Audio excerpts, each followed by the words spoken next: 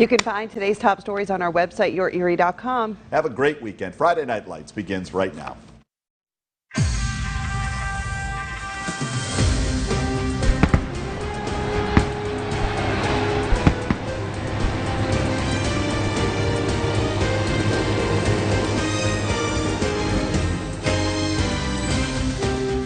Good evening and welcome to another edition of Friday Night Lights. I'm Jay Pushkar. Mike Fenner is on assignment.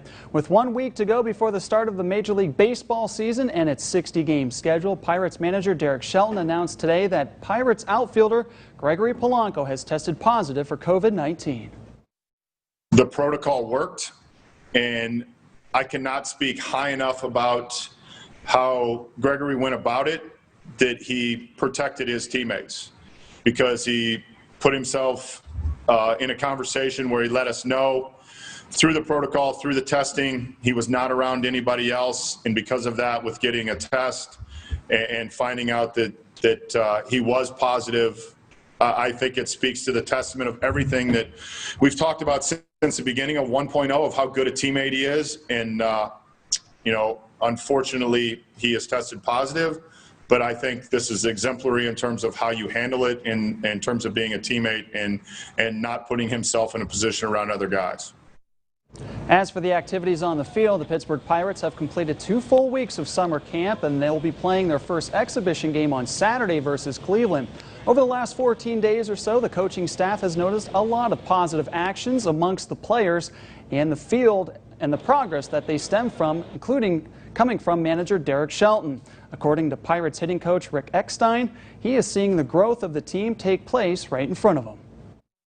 When I'm watching little things, it's in the details, and the guys have responded very well because you see them communicating within each other, within their practice time, and but overall.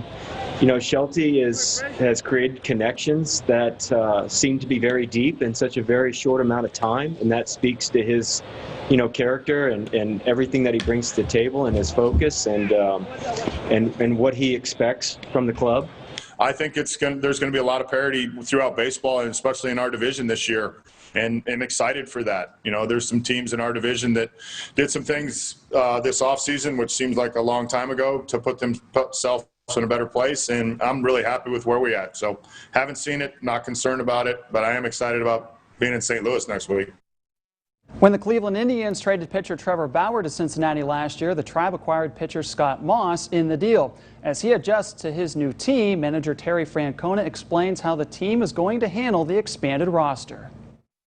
When I first got traded over, I was instantly handed a packet, actually, that said, "This is you as a pitcher," on the analytics side.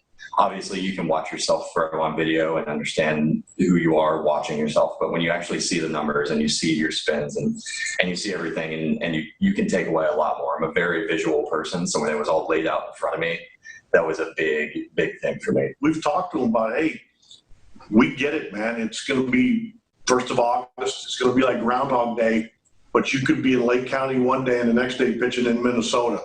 So you got to find a way every day to treat it like it's a chance to get better.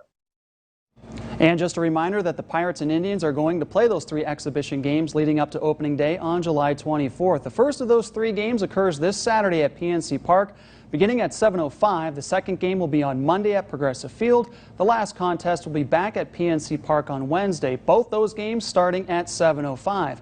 Of course, no fans are allowed, and that means the game will be broadcasted on AT&T Sportsnet Pittsburgh and Sports Time Ohio. To golf in the second round of the Memorial Tournament in Dublin, Ohio, rough day for Tiger Woods. From the trap on the 7th hole, he gets out of the bunker with a terrific shot. As you saw, he was 5 over at that point. More from him in a moment. Meanwhile, first round later, Tony Finau is starting to stare down this approach shot onto the 17th green. Nearly holes out for eagle. He would make birdie. He fired a 4 under 68. He co-leads at 9 under par. Rory McIlroy playing his second shot on the par 5 fifth. McIlroy with the correct yardage on this one lands to the back of the green. He would make eagle from there. He is tied for 21st at 2 under par. How about Victor Hovland? He has this putt for birdie, and trust me, it rolls in as he was blocking the cup. He is tied for 8th at 4 under par. What a miserable hole for Bryson DeChambeau. On the 15th, after driving in the rough, he compounds the problem by hitting out of bounds. He did so twice. He eventually took a 10 on the par 5 15th. Ultimately, he missed the cut. Back to woods, he finished with birdies on 2 of the last 3 holes. Barely makes the cut at 3 over par heading into the weekend. Well, I don't have the same type of stamina as I used to have, that's for sure. You know, when I was training harder and running and all that stuff. And granted, I'm a lot older now, so things change. They evolve, and yeah, so but it is what it is. You know, energy is you try and suck it up as best you can and get through it. I wasn't quite moving as well as I'd like, and couldn't quite turn back and couldn't quite clear. So it was a bit of a struggle. Well, I finished birdie par. I mean, that's probably the only positive to it today. Hey, he'll take it. Here is the leaderboard after the second round of the Memorial Tournament. Ryan Palmer and Tony Finau co-lead the tournament at 9 under par. John Rahm fired a 5 under 67 today. He sits in third place going into the weekend.